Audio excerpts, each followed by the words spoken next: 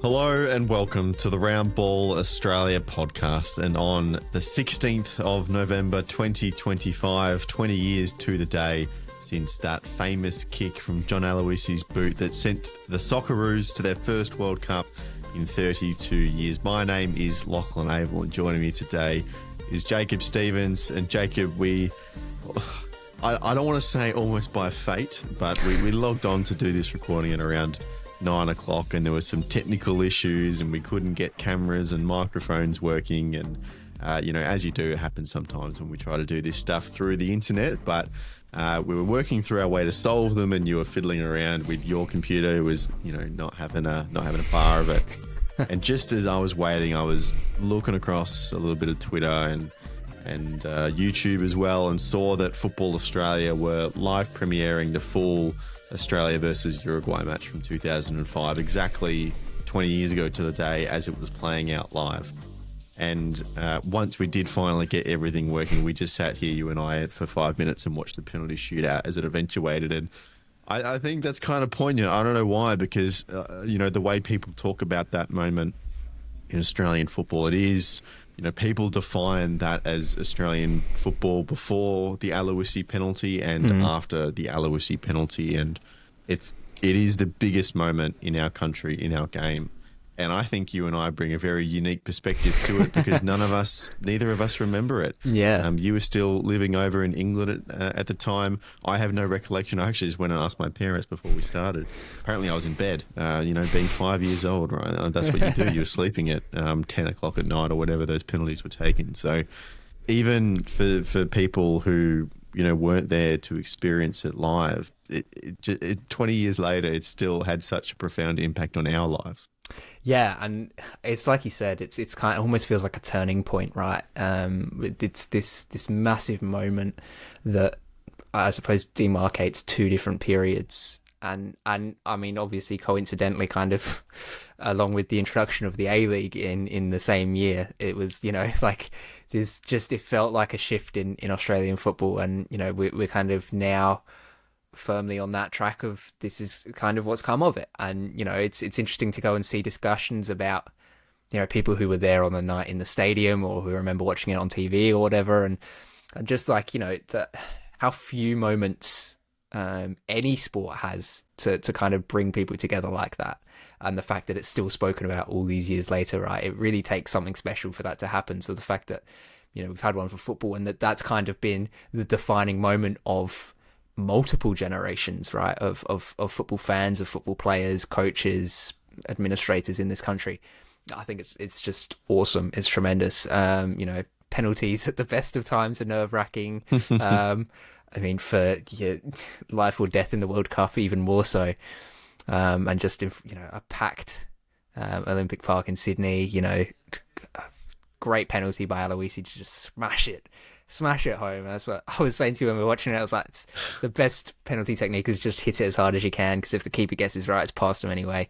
That's what he did. And yeah, it's one of those moments now that it's kind of funny, because I still see stuff every now and again that's like, oh, why have we not been able to capitalize on that moment? And I think that's kind of a little bit of a foolish take, but again, this is the thing, right? Though that's the frame of reference, right? It's that point, it's that one moment, that one penalty kick that is seen to be kind of the introduction of modern football in Australia, and that's crazy to have that, right? There's not really a whole lot in most other countries where you can point at something and go, that's when it became this modern era of football, right? Because it just kind of has been this gradual evolution, and there's been a long evolution of the game here, don't get me wrong, but it feels like that one moment is the one that everyone always comes back to as being the turning point.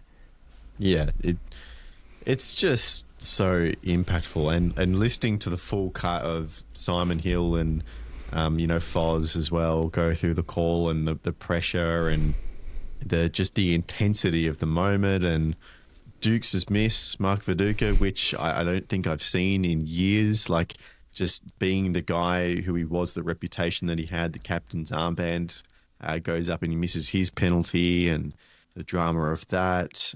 Mark Schwarzer with his two outstanding saves, and then John Aloisi, and of course Simon and Foz not being 100% sure if it was the winning penalty, and Simon having to rush through his words, which I know he regrets about that call, and Foz just involuntarily uttering the name Johnny Warren as we go. It's such a cool moment, and again, just the impact that it's had on Australian football and us, two people that are obviously heavily involved in the game. But we didn't even see it. It just shows you its enduring legacy.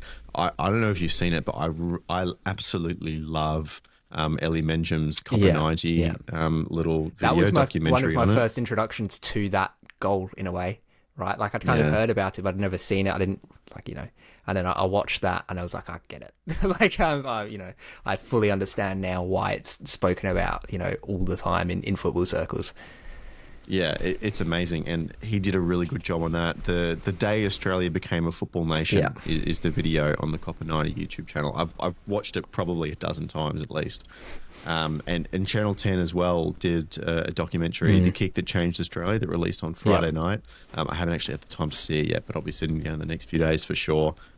It's just the moment of Australian football. It's really been cool to see everyone's reflections of that day as well. Yeah, people in the stands. I don't know if you've seen the photo of Jackson Irvine as like a kid with like his shirt off, like celebrating the goal in the stands, and he's obviously bidding to go to a third World Cup now with the Socceroos, which is quite incredible. That's what I mean, right? It's just like, it's not just it's like it's impacted everybody in football in this country, to the point where even current Socceroos were there at the time, and they're kind of having that opportunity now to, I suppose, make their own history with it. It's just such a cool moment.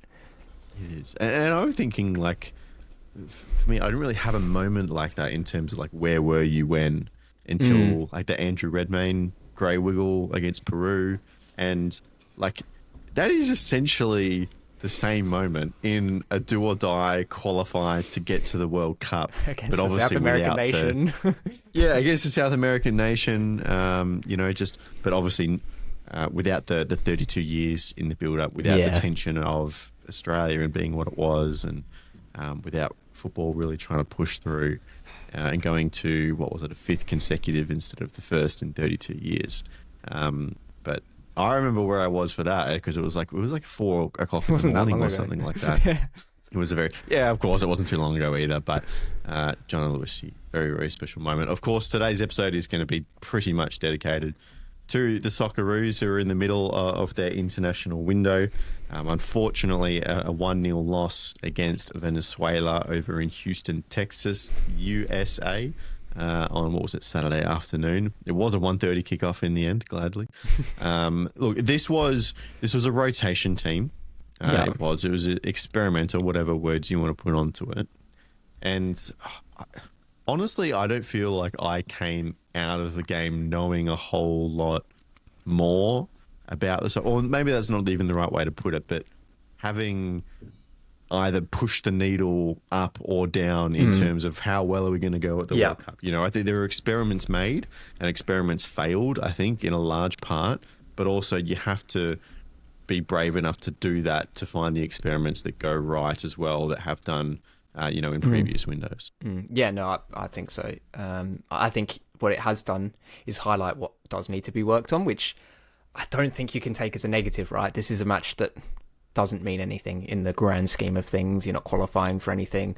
There's no points at stake. Obviously, the coefficient is going to be impacted by it, which I'm sure probably annoyed you a little bit there, Lachie. But we're pretty much knocked out of being a pot 2 team. Yeah, well, there you go. Like that just is what it is, right? Qualified for the World Cup. That's the main thing. And it just felt like, this game. Sorry, I pot 3.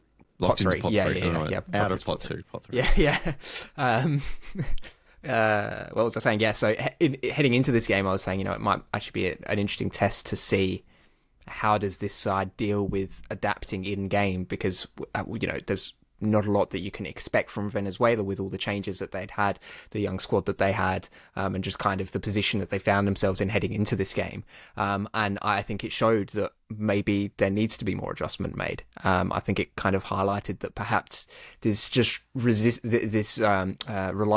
I suppose, on just kind of sitting a little bit deeper and just being that same old doesn't work against everybody, right? And that was the case here. And I thought that when they did change things and when they did press high up the pitch, it obviously caused a few problems for Venezuela. They turned the ball over, created a couple of really good chances in that first half, but then they didn't go back to doing it again, and they just continued to sit in their kind of mid-block, absorb pressure, concede a goal. That being said, I thought Patrick Beach did have a good game, so I think that was an experiment that worked really well. There was a great save he made, I think, in that first half. Reflex save off a header about 2 feet away from him. It was about 15, 16 minutes in, wasn't it? Yeah, that was an incredible save, and I thought he looked very, very good. But yeah, I think that it did kind of highlight that sometimes you have to make those changes and stick with them if they're working well. You can't just rely on, our system has gotten us here. Sometimes you've got to make those changes. And when they did make those changes, it worked, but they just didn't prolong it for long enough to actually be able to capitalize on that. So I think Beach is probably the biggest positive, I would say. Yep. Out of the game. He didn't expect him to get minutes in this camp, to be honest. But again, Popper has said, if you do well in training, you're going to get those opportunities. With the other experiments, you got Kai Truan and Ocon Exler, who were the other debutants in the starting 11. I think, pass marks, I don't really think you can say that. Nothing spectacular, Yeah, nothing spectacular. They didn't have too much impact on the game. Didn't do a whole lot wrong either. The other experiment, and I think this exemplifies kind of the conversation we're having, Craig Goodwin at left wing back, right? I think that is such a good idea. Again, not thinking about the result of how it turned out at all. A really good idea. He has played there in the past. He is traditionally a winger. We've seen him play that kind of floating 10 role at Adelaide United this season, but he has absolutely done his best work as a winger. So couple that with the fact that Aziz Bayic and Jordi Boss are out injured at the moment. You need another option at left back. Kai Rouse, when he's played there, hasn't really lit the world on fire. Let's try Craig Goodwin. He's played that position before. He has a wand of a left foot, as we know. We can get him into some wide areas. And going forward, he was productive. Yeah, he was very absolutely. Good. But the clear disadvantage was on the defensive side. And the goal was largely down to him, right? And then you see him be dragged for Callum Elder at halftime, and who I thought was, perfectly fine when he came on in that left back position. But obviously then without Goodwin's attacking prowess going forward. Yeah, that's the trade-off that you've got to make, right? And I think if you've got somebody like, if you're going to play someone like Craig Goodwin in that role, it's then also, if it sounds bad, but it's also then up to the other defenders to kind of recognise that that's going to be the biggest failing in that defensive unit, is there's going to be a lot of space left in behind him. And, obviously he's not a defender. His mind isn't on, right, we've got to step up at this moment, and I've got to play the offside trap with the boys at this point in time and do this and that and things like that, right? He's looking the other way, right? He's looking up the pitch. He's looking, if I get the ball, what am I going to do with it? So the four, typically 3 other guys at the back, they have to kind of almost realise that that's going to potentially be a problem. And I think that's where we saw, yes, the ball in behind, obviously all that space was left by Goodwin, but then it was just a failure then to actually close that player down anyway, and just let him, cut back inside. I think it was Kai Truan just didn't really close him down well, got beaten back inside, and the ball was put through back across goal, and it's a pretty easy finish. But yeah, it's like kind of, you've got to recognise, okay, maybe we've just got to accommodate that a little bit. And, we see teams in club football kind of having to get used to that idea of fullbacks being used in different ways, whether it's inverting or getting really high up the pitch, and the other defenders having to pick up that slack a lot in transition.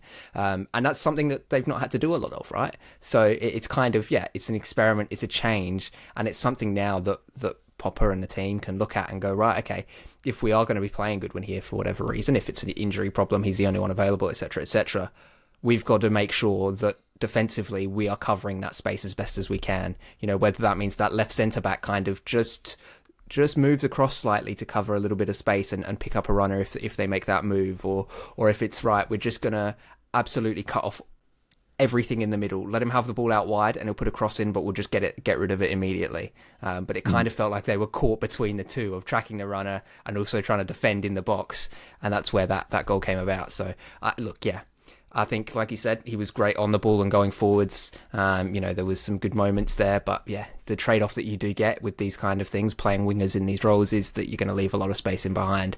So, it's, again, I don't think it's a negative, right? Because it's a learning experience. It's something now that the team knows is going to be a problem if they do this. So it's something they can work on. Yeah, I honestly even go as so far as to say they've learnt so much that they won't do it. Maybe, like in an absolute worst case scenario. Yeah, you just go, well, we'll just play Kai Rolls, right? Because he's not going to give up that space in behind. He knows the system pretty well. And, okay, then it just means that the midfielders and those floating 10s have to take up a bit of slack in attack rather than the defenders having to do more defensive work, right? It's just, yeah.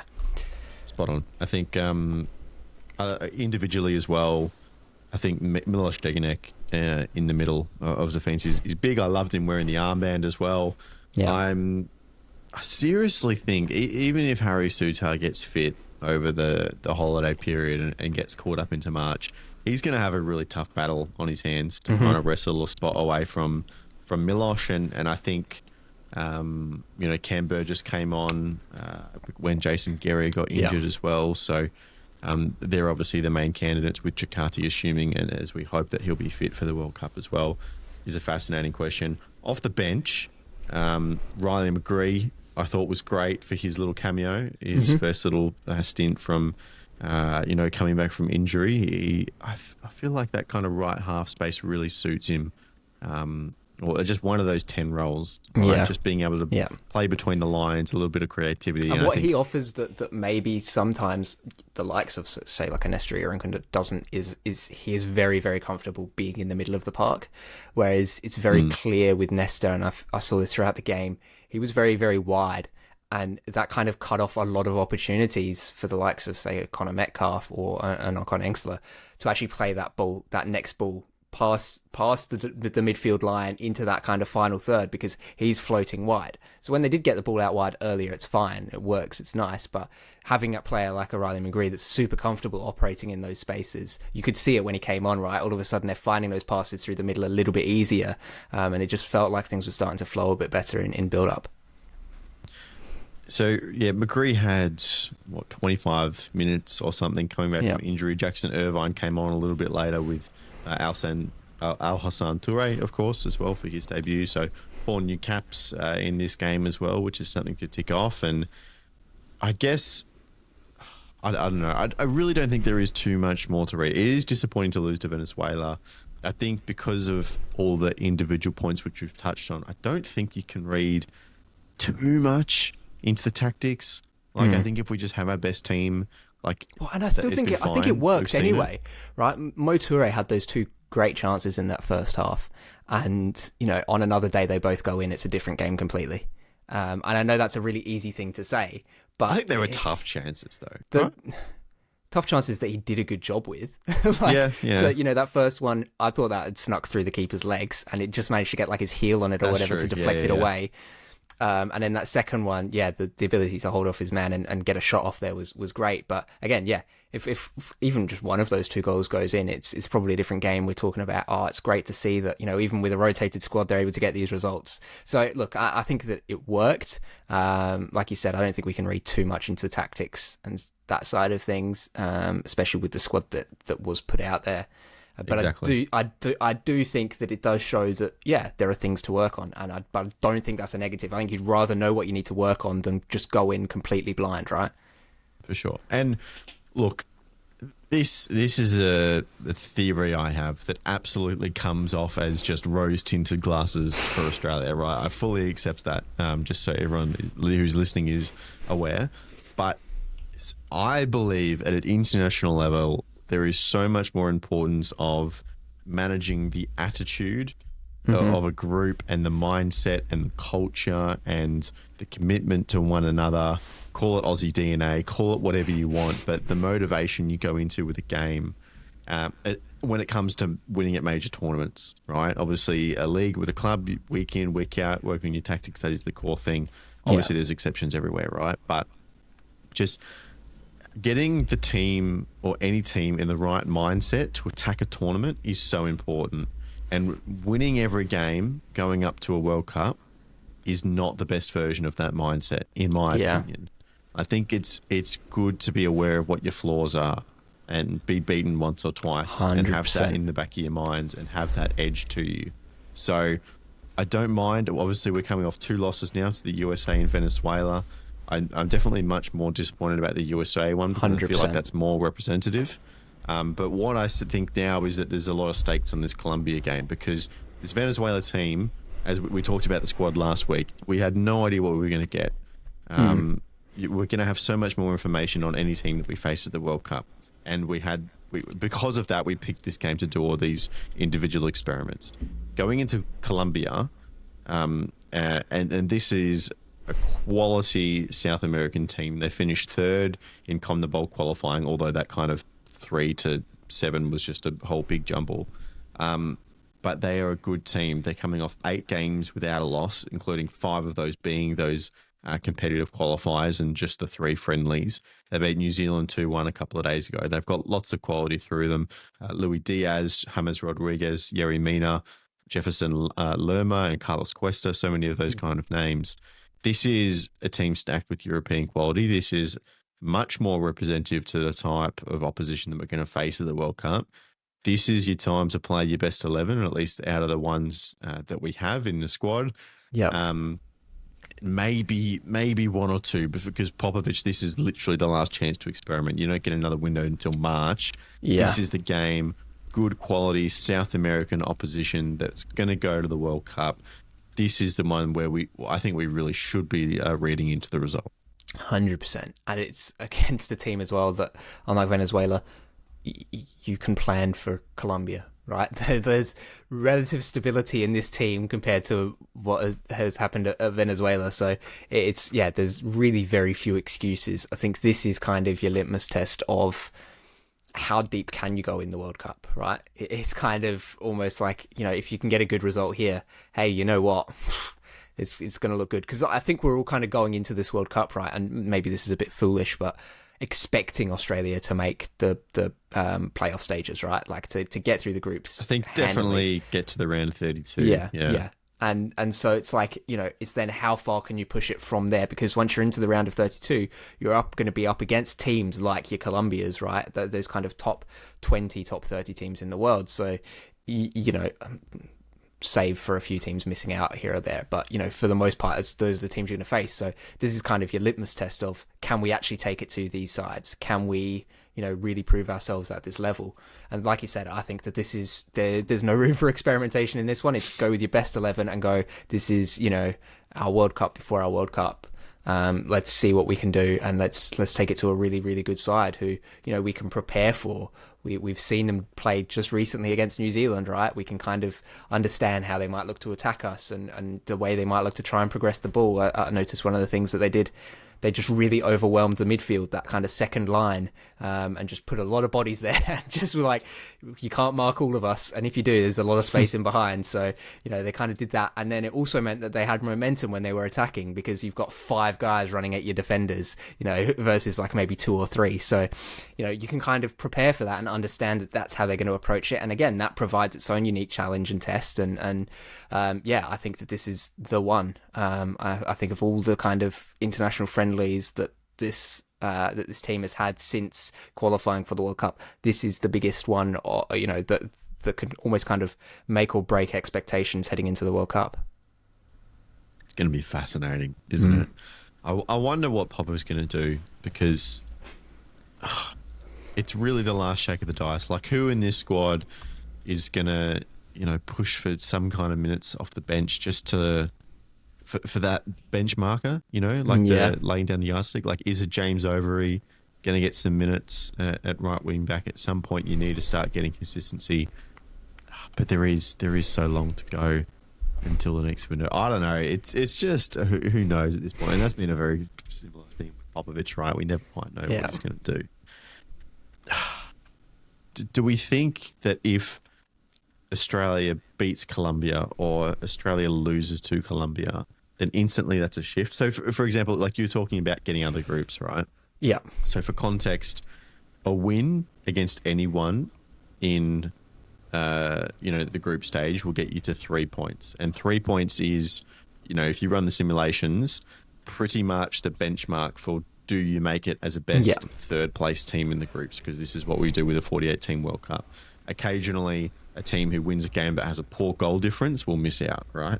So you want to win at least one game and you want to have an okay goal difference. If you can do that, you're going to go through to the knockouts. So Colombia where are they actually ranked in the world? They're probably in that pot 2 bracket, right? I want to say they're number 20. That might be a bit wrong. They were saying it all on comms during the Venezuela game, but I was just not paying attention. World ranking 13. 13. Yeah. So they are going to be in that kind of top of pot 2. So this is the kind of team that we could be playing that is above us theoretically in the rankings, that we may be going head to head at to try and get into the second place in the group. Or obviously we're going to have a powerhouse up top as well. And then, if you do manage to do that and you finish second, there is a chance, depending on how the draw shakes out, that you could play another second place team. So that all of a sudden gives you an advantage. So it really does feel like this is the good test. And of course, we still have March and we still have the warm-up games before the World Cup. And, those March games, as much as they'll be hopefully competitive and building, there's, ideally going to be some send-off element in Australia. It's going to be a very emotional part as well.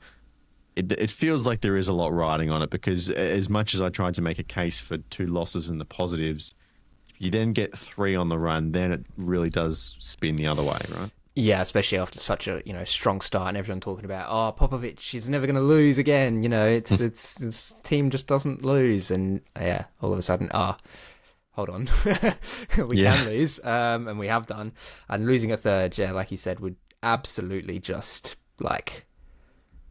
kill it. I reckon kill this momentum. Kill the vibe around the team that's been building since that result against Japan, right? Like, it just feels like it's been growing and growing and growing.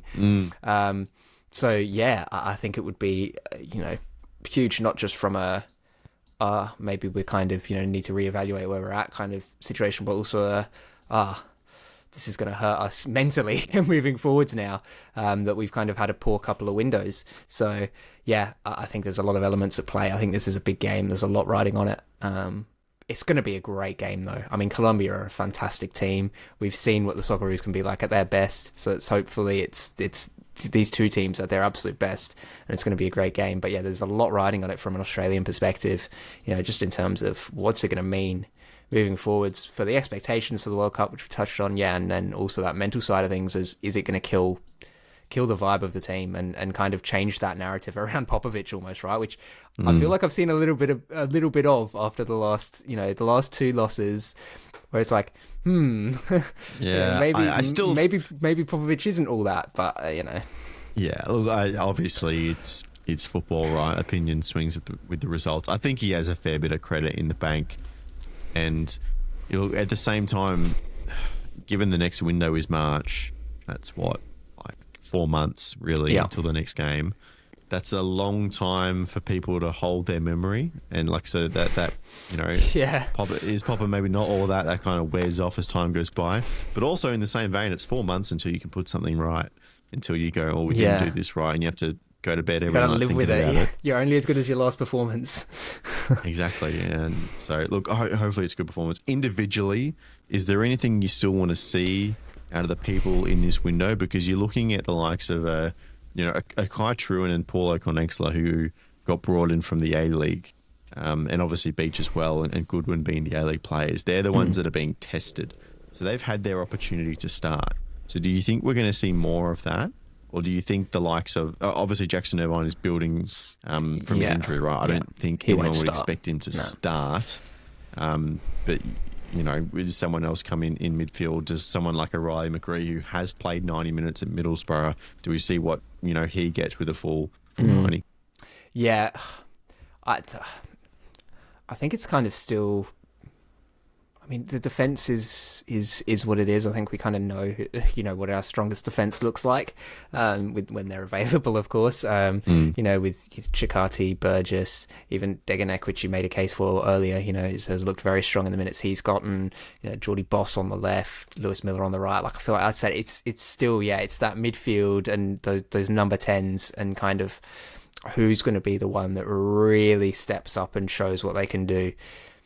and with Irvine kind of not fully there, I wasn't. Maybe this is a bit harsh. I wasn't overly impressed with Metcalf in the game against Venezuela. Like I felt he was very, very sloppy in possession. I don't know. Maybe that's just me seeing only the bad from him. But it just felt like every time he went to make a killer pass, he just whiffed it completely, and killed momentum. And it's like those are kind of the things you want to avoid if you're putting your name up for contention, right? Riley McGree's an interesting prospect, coming in as a 10, like I said earlier, really comfortable playing in those central positions, which gives just that extra little bit of I suppose, support to what's typically an outmanned midfield. Even potentially Craig Goodwin moving into that 10 role. We've seen him there a few times for the Socceroos, obviously been there most of the season for Adelaide United. So, that's another option there as well is he, do you still have some sort of use for Craig Goodwin, and is it in that 10 role, right? Like you said, I think they've probably learned enough to know left wing back is very much just in case of emergency. Like it's really a worst case scenario.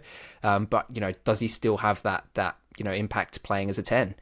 He hasn't played there for a while for the Socceroos, so who knows? I think that could be something that we see, maybe not to start, but maybe coming off the bench and trying to provide a spark later in the match. So yeah, there's still a couple of positions where it feels like things are a little bit up for grabs, and there's a few players with their hands up for it. So it'll be interesting to see who Popper goes with for the starting 11, who he properly backs, because that's usually the indicator, right? Is whoever he puts into that starting 11 is kind of the one that he wants to see the most of, which makes sense because they're going to get the most minutes in a game.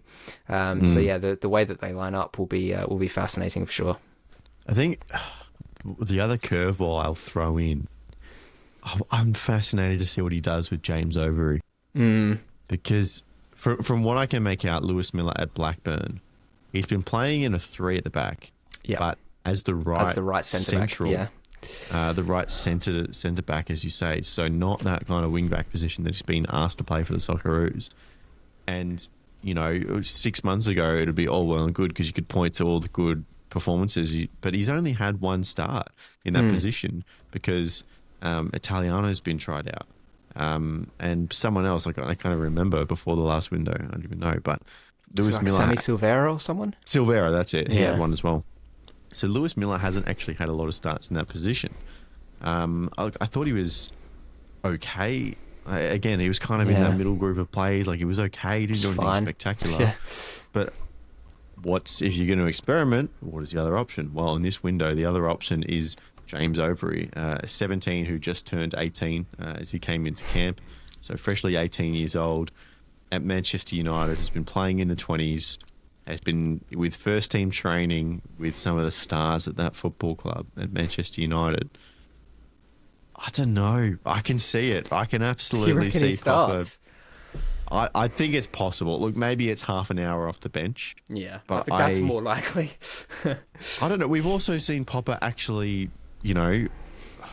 start those kind of players and then bring on the quote-unquote regulars towards the end of the game. That's true. To finish off. I just feel like all this talk that we've had about this being a real litmus test for the World Cup, and you want to put your strongest 11 forwards. I know you want to test out these players that you've got in camp right now, like a James Overy, but is it worth sacrificing a performance in this game potentially for trying out somebody, in that position? Like, yeah. I lean yes. I lean towards yes because I think Popper does not give an F.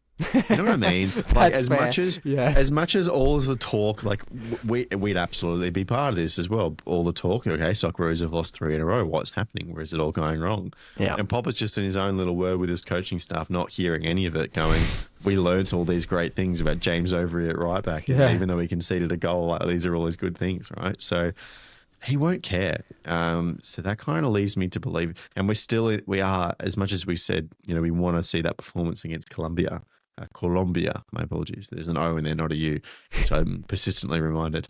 It is in that November. There's still so much time. So I'm going to lean towards yes. I'd be fascinated. I'd love to see it as well. I think it would be cool to see. I don't know if it's the right move. I don't know. We'll see. I mean, you never know, right? Like, even after you've seen, you never know it's the right move. Yeah. You got any other curveballs that you kind of want to see? Not really. Is that bad to say? I don't think so. We have seen a lot. Well, 62 players have been called up under Popper so far. There's been a lot of players. I'd love to see Beach back up again with another good performance. Because that's kind of been the debate, right? It's been the goalkeepers. It's been who's going to be the starting goalkeeper, who's going to be the second goalkeeper, who's going to be the third goalkeeper. I feel like we're kind of seeing those three names now as to who it's going to be, right? I feel like Beach has displaced Gauchi now. Like, Gauchi's out of the picture, I reckon. You reckon one game, that's all it takes? Actually, to be fair, I mean, Popper did say before the match, like, he actually said the phrase, Beach is above the other options. Yeah. So he's considered higher than Gauchi. Yeah, I think that, that's your three sources there with Ryan, Izzo, and Beach, which was a pretty good goalkeeping unit. So, can't complain too much about that. Yeah, we're not short on goalkeepers, are we? Okay, that game is going to be great Wednesday afternoon around 12 o'clock, assuming they don't something like that move their kick-off again. They've thrown it around a little bit with the last one. But yeah, fascinating. We'll come to you back. We're going to do our best to try and get something out Wednesday afternoon to evening as well to recap that game. So keep an eye out on your podcast feeds. The other football going on, of course, there was the A-League Women's during the weekend's action as well. You can catch the Dubcast for your recap of that competition. Melbourne City as well, who we've just seen full-time in their second Asian Women's Champions League match. Yep. I think they won 6 or 7-0 again, so they're absolutely flying at the top of their group. They should cruise in to a home quarterfinal with ease for the second year in a row, which would be lovely. And then, of course, the Australian Championship, Jacob, which threw out some absolutely tremendous drama in the final match day of the group stage before we get into the knockouts. Moreton City, these are just some of the storylines that flowed through the weekend. Moreton City on Friday night, a ridiculous 3-3 draw with South Melbourne, which they needed a point to secure their progression on Friday night, and they did that. So they go through to the quarterfinals. It also ensures that no one goes through with a perfect record, which South were very, very close to doing. They'll finish on 16 points. Preston equalised against Avondale in about the 65th minute, so they had 30 to try and find a winner to qualify them through to the next stage, but they couldn't, which left themselves open to Northwest Sydney Spirit, who did get a 1-0 win away to Canberra, Croatia, which secured their spot in the quarterfinals. Wollongong in one of the craziest games of all time, beating one of the tournament favourites in Marconi 5-0, but they needed one more. They needed to beat Marconi them themselves 6-0 as well. That's the best thing about it. Like imagine if they'd have won 6-0.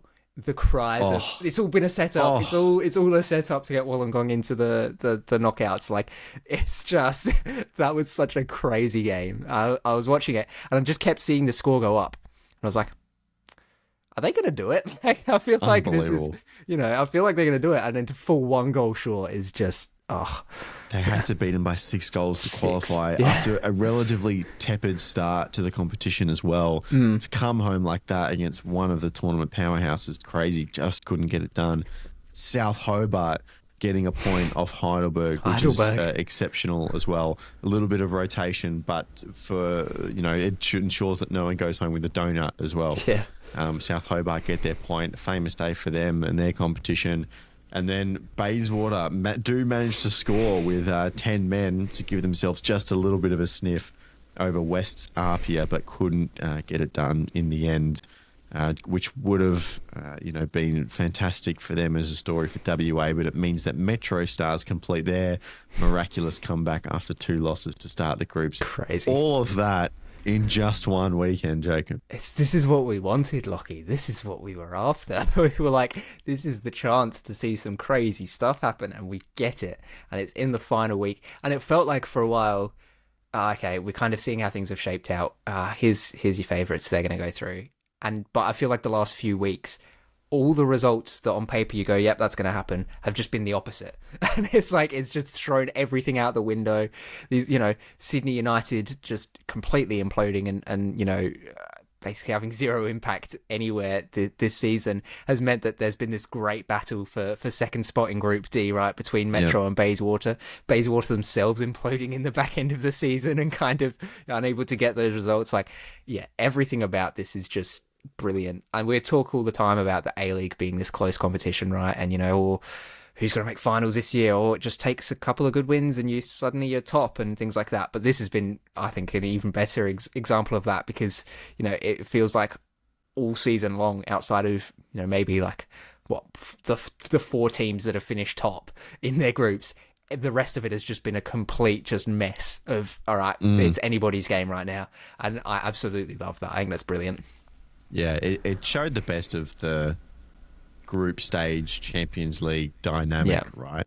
Like, and it also, hang on, let me just interrupt, but it's not like it was like bad football but crazy. It was like, it's all good. It's all been very, very good football. And I think that's the thing as well, that's like, this is clearly worked, right? You've got the best out of these teams. They're bringing that level up for each other. They're matching it. And it's just, and that's what's causing it to be so crazy, right? Is these teams just continually pushing themselves to be better and better. So that's what's just made it even better, in my opinion. Yeah, so there'll be the diagnostics off the pitch with broadcast and crowd and everything, and we will get to all of that as well. But the football on the pitch certainly delivered. A club like Preston going home in the group stage is a big shock, and Morton City from Queensland getting through. Like, Morton City and Metro Stars from South Australia being those, like one club state kind of teams in this competition. Like, massive for them. I think it's 4 foundation clubs against 4 state winners as well. Yeah, I think so. South Melbourne against NWS Spirit, and then Heidelberg against Metro Stars on one side of the bracket. And then Avondale versus Morton City, and West's Apia versus Marconi in the derby, the Italia as well, over in New South Wales, which is going to be quite special. Now that we kind of know these teams a little bit better and we know how the bracket lines up, Jacob, do you dare posit a prediction or a tip as to how this knockout stage is going to eventuate? Just from what I've seen, it's difficult to look past South Melbourne, to be honest. They have just looked a step ahead of everyone else. And that's no disrespect to the likes of Heidelberg, Avondale, Apia, who have all been fantastic. But South Melbourne have been nearly faultless, right, in this competition. It's really difficult to look past them. But when you get into these kind of one-off situations, it's knockout, it's all or nothing, things change, right? And there's that possibility. I mean, yeah, I'm gonna put it on the line and just say it's gonna be South Melbourne wins it all. I just feel like, I don't know, it's gonna all, they got that opening game, great crowd. It's kind of been this big return for them to the national stage. They're playing really good football. They're getting great results. I'm saying South Melbourne's gonna win it.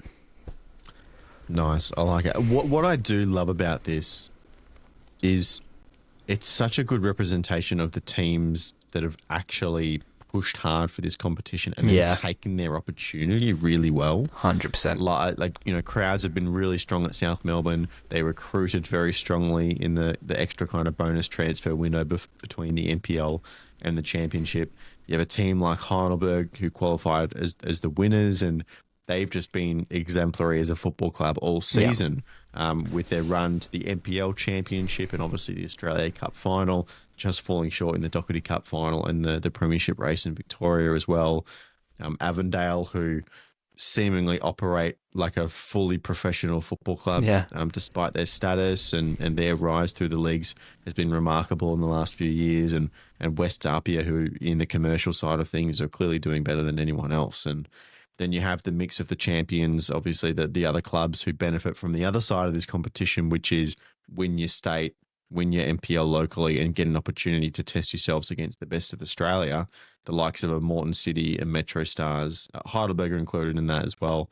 And then a Spirit, who, most people, they came from pretty much nowhere. They've been on a crazy run, in NPL New South Wales, and now have made the quarterfinals over Preston, who are absolutely hyped to get there ahead of them. So, I think the storylines that have come out of it have just been superb. As we say, everything on the pitch and the talk about on the pitch has been great.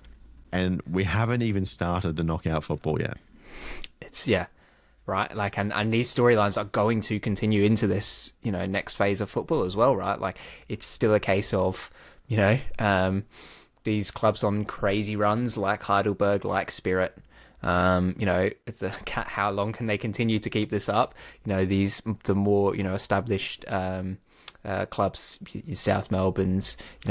Is this the return to greatness for them? Is this the chance to get a national title again? Like and it's just going to continue. And like you said before, the ball's even been kicked for these fixtures. So once that happens and once we get that first set of results, it's just going to go even further, right? Because either way, the stories are gonna just twist and change and morph into something new, and it's so good to have these talking points in football, and for them to just keep going as well through a season. It's awesome. It's awesome. I'm gonna tip Heidelberg. I know they're coming off 3 draws, but I've just seen too much of what they can do this season to doubt them. Look, I expect, to be fair, I expect all of the home teams to win this weekend. Mm-hmm. I have South, Heidelberg, Avondale and Wests all going through at home. And then from there, that's a crazy stacked final four right there. It's incredible. And as I said, the whole argument about rewarding the teams that take the opportunity seriously, that's going to be incredible final couple of weeks. Yeah. It's going to be great. We'll be following along, of course, but that will do for this episode of the Ramble Australia podcast. Don't forget the second ball as well for your full hour on the NST, the Australian Championship. Apologies, there was no episode last week. Just a few kind of life things with obviously me and the other Lachie got in the way. So unacceptable. Apologise for that. I'm sorry, but we will be back for what was an extraordinary final round of the championship. Jacob, thank you for battling through all the difficulties with me tonight on a very special day in Australian football. Yeah, let's not let the negatives overshadow it all, Whoa, sorry. Not let the negatives overshadow things. Who am I speaking to? I've got to be, happy once in a while. And hey, look, it's every 20 years. Every 20 years. That's right. Yeah. On the anniversary. Maybe we get one day a year. I'll take that. Sounds good. I'll schedule it in my diary or something moving forwards. Very good. The John Aloisi Day, the Jacob Happy Day. I love it. Thank you all very much for listening at home. We appreciate your company. We'll be back, as we say, we'll try on Wednesday to get some reaction for the Socceroos game. And then Friday to wrap up the window and move forward into the A-League men's return on the weekend as well. Thank you very much. We'll see you then. Goodbye.